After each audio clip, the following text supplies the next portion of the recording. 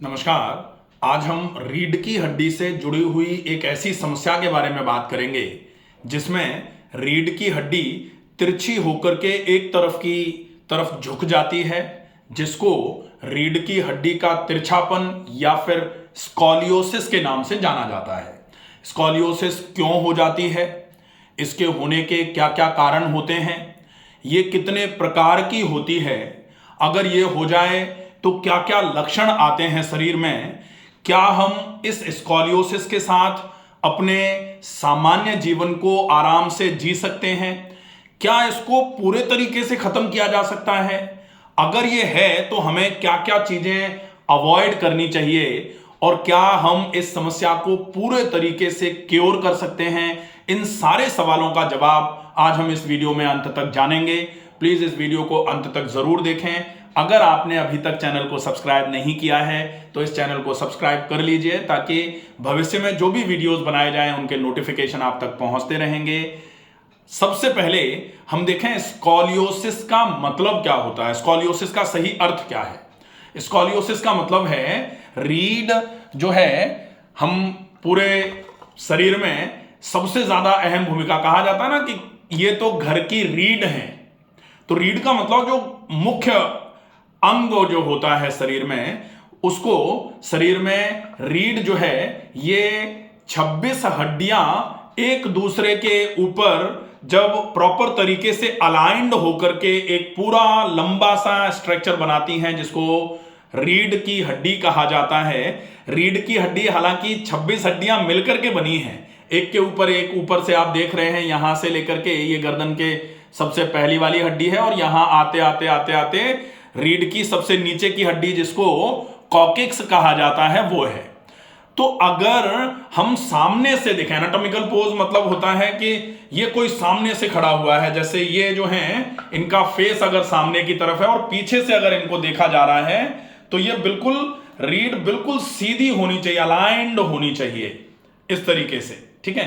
तो जब पीछे से आगे या आगे से पीछे की तरफ देख रहे हैं, एक्सरे कर रहे हैं, तो रीढ़ जो है वो प्रॉपर तरीके से अलाइंड होनी चाहिए।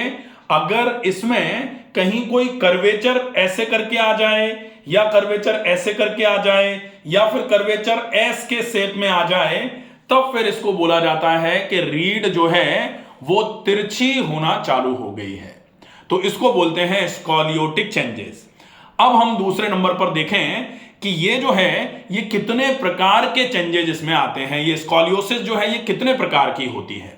तो सामान्य तौर पर स्कॉलियोसिस 4 प्रकार की होती है। सबसे पहला प्रकार जो है वो होता है थोरैसिक स्कॉलियोसिस। थोरैसिक स्कॉलियोसिस, जब हम प्रकार समझें उससे पहले हमें यह समझना है कि रीढ़ जो है ये सामान्य तौर पर 3 भागों में विभाजित कर दी जाती है। सबसे पहला है वो है सर्वाइकल वर्टिब्रास, ये 7 होती हैं। दूसरे नंबर पर होती हैं थोरैसिक वर्टिब्रास, ये 12 होती हैं, इनको डॉर्सल भी बोलते हैं। और तीसरे नंबर पर आता है लंबर वर्टिब्रास, ये होती हैं 5। तो 7 5 ये 7 ये 12 ये 12 7 19 और 5 लंबर, तो 19 और 5 24। फिर एक होती है सैक्रम और एक होती है कॉकिक्स, ऐसे टोटल 26 होती हैं।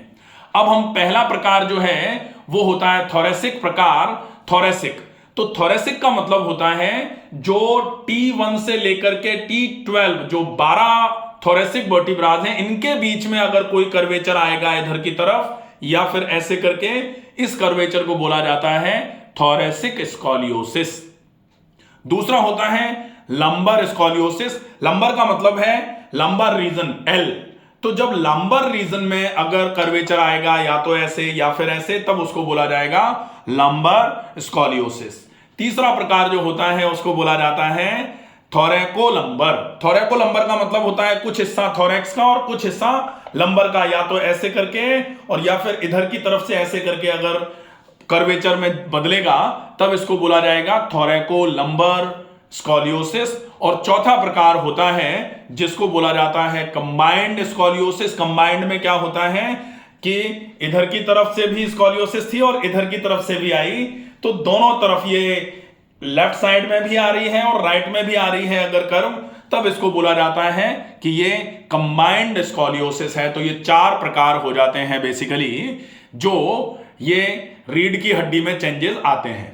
अब हम देखें कि इसके होने के कारण क्या क्या हैं। अगर हम कारणों में जाएं तो स्कॉलियोसिस के होने के सबसे पहले कारणों में सबसे बड़ा कारण होता है जिसको इडियोपैथिक कॉज बोला जाता है। इडियोपैथिक का मतलब होता है कि कारण पता ही नहीं है, अननोन इटियोलॉजी है, अननोन कॉज है, cause is exactly not known, कि कारण सही तरीके से पता ही नहीं है। ऐसी स्थिति सामान्य तौर पर 80% केसेस में देखी जाती है, लेकिन ऐसी स्थिति में भी अगर हम प्रॉपर तरीके से फॉलोअप करें तो किस किस तरीके से ठीक करेंगे, ये हम सारी चीजें समझेंगे। पहला है इडियोपैथिक कॉज। दूसरा कॉज जो होता है वो होता है बर्थ डिफेक्ट। बर्थ डिफेक्ट का मतलब होता है कंजेनाइटल कॉजेज जो आते हैं जिसमें माल फॉर्मेशन हो जाए, प्रॉपर तरीके से स्पाइन का फॉर्मेशन ही नहीं हो पाया, या फिर कोई बर्थ डिफेक्ट बाकी और किसी चीज को लेकर के आ गया, तो उसकी वजह से भी स्कॉलियोसिस होने के चांसेस बढ़ जाते हैं। तीसरा जो होता है वो है न्यूरोमस्कुलर डिफॉर्मिटीज या न्यूरोमस्कुलर डिफॉर्मेशंस। तो न्यूरोमस्कुलर का मतलब है न्यूरोमस्कुलर कंडीशंस जो होती हैं जहां नर्व और मसल का इन्वॉल्वमेंट आना चालू हो जाए, प्रॉपर तरीके से नर्व काम नहीं कर रही है, प्रॉपर तरीके से मसल काम नहीं कर रही है, ऐसे कंडीशंस में जो भी प्रॉब्लम आती हैं उसको बोला जाता है कि न्यूरोमस्कुलर एबनॉर्मलिटीज आई हैं, इस वजह से ये स्कॉलियोसिस हुई है। इसमें जैसे सीपी है या मस्कुलर डिस्ट्रॉफी है या स्पाइनल बाइफिडा जो होता है, ये चीजें अगर आती हैं तो फिर स्कॉलियोसिस हो जाती है। अब इसके बाद जो है वो होता है स्पाइनल इंजरीज, जिसको ट्रॉमेटिक इंजरीज भी बोला जाता है। सामान्य तौर पर ये बड़ा कारण कभी कभी बनता है कि कोई एक्सीडेंटल ट्रॉमा हो गया, फिसल गए थे, सीढ़ियों पे उतर रहे थे, फिसल गए, गिर गए, उसकी वजह से जो ट्रॉमेटिक इंजरी होती है उसकी वजह से भी आपकी स्पाइन में डिफॉर्मिटी आना चालू होती है, स्पाइन जो है वो तिरछी होना चालू होती है, तब फिर स्कॉलियोसिस हो जाती है। एक होता है age related degenerative scoliosis. Age related degenerative scoliosis में क्या होता है कि जो डिस्क हैं, इंटरवर्टिब्रल डिस्क जो हैं वो एज की वजह से धीरे धीरे करके खराब होना चालू होती हैं, मसल जो है वो वीक होना चालू होती हैं, बोन जो है वो डिजेनरेशन पे जाती हैं, ऑस्टियोपोरोटिक चेंजेस आते हैं, ऑस्टियोपीनिया होता है, इसकी वजह से स्पाइन में कर्वेचर आना चालू हो जाता है। तो ये एज रिलेटेड डिजेनरेटिव स्कॉलियोसिस की कंडीशन में रखा जाता है। तो ये इसके एग्जैक्ट कॉजेज होते हैं। अब हम देखेंगे कि सिम्टम्स क्या क्या आते हैं स्कॉलियोसिस के। तो सिम्टम्स में रीढ़ तिरछी हो जाती है, अगर कोई व्यक्ति सीधे खड़ा हुआ है तो उसका कंधा एक तरीके से ऊपर की तरफ रहेगा, दूसरा कंधा ड्रूप करेगा, हिप जो है वो भी एक तरफ का हिप ऊपर की तरफ फील होगा। अगर कोई कपड़े पहने खड़ा है और बिल्कुल माइनर सा चेंज है तो सामान्य तौर पर दिखाई नहीं देता, अदरवाइज कपड़े भी फिट होना प्रॉपर तरीके से बंद हो जाते हैं, कपड़े की फिटिंग जो है वो गड़बड़ होना चालू हो जाती है। ये सारे सिम्टम्स जो हैं वो स्कॉलियोसिस में आते हैं। पसलियां भी कभी कभी एक तरफ की पसलियां ज्यादा बाहर की तरफ निकली होंगी, एक तरफ की पसलियां दबी हुई महसूस होना चालू हो जाएंगी, ये सारे सिम्टम्स हैं। इसके बाद अब हम देखेंगे कि अगर ये है तो इसका करेक्शन आप सही तरीके से कर सकते हैं या करेक्शन नहीं हो पाएगा पूरा। तो 100% करेक्शन तो पूरे तरीके से पॉसिबल नहीं है।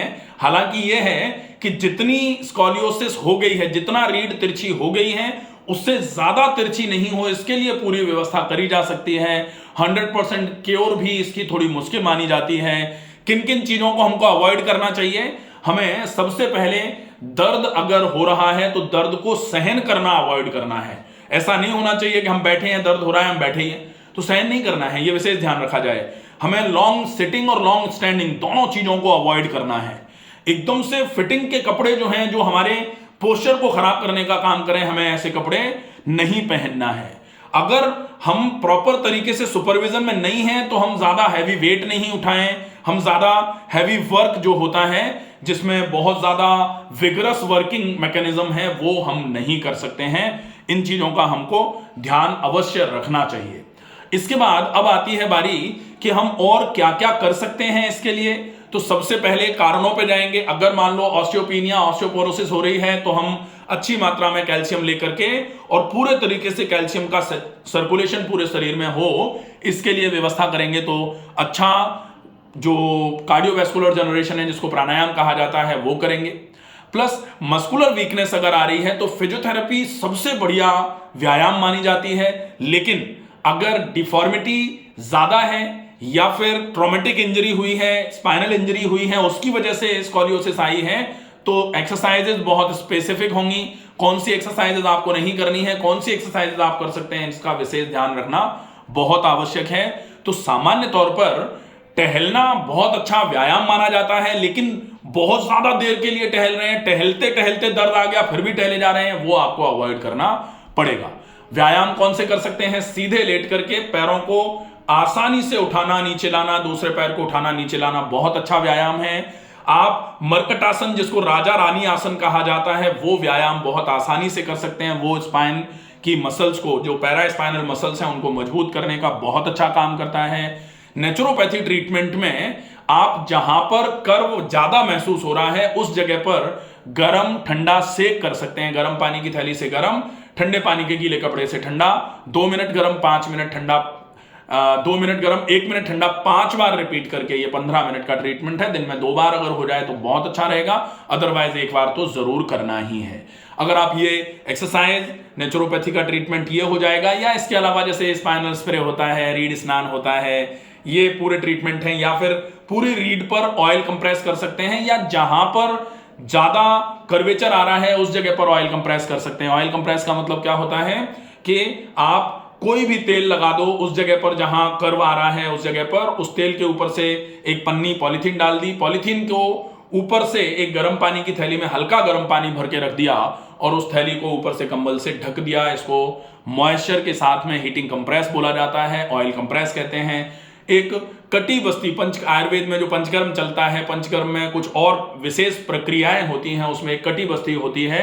कटी बस्ती है, या फिर कहां पर वो स्कॉलियोटिक चेंजेस आ रहे हैं, अगर मान लो लंबर रीजन पर आए हैं तो रीढ़ बस्ती बोला जाता है, या फिर लंबोथोरेसिक है या थोरैकोलंबर है, तो ऐसे समय में कहां कहां वो चेंजेस हैं, उस जगह पर पूरा उड़द की दाल के आटे का पूरा दीवार बना करके उसमें गुनगुना तेल, दर्द निवारक तेल जो बनाए जाते हैं वो भर करके अच्छे तरीके से मसाज करी जाती है, तो मसल प्रॉपर तरीके से धीरे धीरे करके वहां की मजबूत होती है, जिसकी वजह से स्कॉलियोसिस में बहुत अच्छा आराम होना चालू हो जाता है। खाने में कैल्शियम मैग्नीशियम रिच डाइट लेनी है, विटामिन डी जरूर लेना चालू कर दिया जाए, थोड़ी देर धूप में जरूर बैठा जाए। अवॉइड करने वाली चीजें जो हैं, ज्यादा वेट लिफ्टिंग नहीं करनी है, ज्यादा देर चलना नहीं है, ज्यादा देर एक ही जगह पर खड़े नहीं रहना है, एक ही जगह पर बैठना नहीं है, दर्द को सहन नहीं करना है। ये सारी चीजें अगर आप प्रॉपर तरीके से ध्यान रखेंगे, डेफिनेटली आपको बहुत अच्छा आराम होना चालू हो जाएगा। आशा है ये वीडियो आपको पसंद आएगा, ज्यादा से ज्यादा लोगों तक इस वीडियो को पहुंचाएं। स्वस्थ रहें, सुरक्षित रहें, धन्यवाद।